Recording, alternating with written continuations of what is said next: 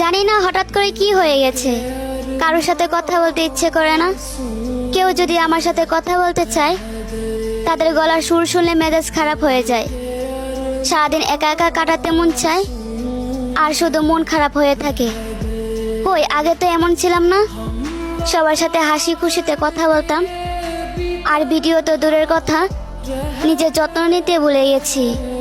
জানি না কেন এমন হচ্ছে, শুধু এতটুকু বুঝলাম আমি মানুষটা ভালো নেই। দিন দিন মানসিক শান্তি হারিয়ে ফেলতেছি। আর কেন জানি না, কান্না করতে মন না চাইলেও চোখ দিয়ে অঝরে পানি পড়ে। আর সারাদিন একটা কথা বলতে মন চায়, আমি ঘুমাবো, তাও সারা জীবনের জন্য। আর আত্মহত্যার কথা তো সারাদিন মাথায় গুনগুন করে। কোন দিন যেন আত্মহত্যার মতো মহাপাপের শিকার হই। না বুঝলো পরিবার, না বুঝলো প্রিয় মানুষটি, দাও বেশি করে আঘাত।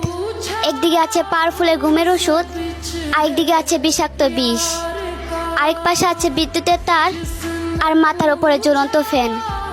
মাঝখানে আমি বসে আছি, ড্রিম আমার পরকালে দিব পার।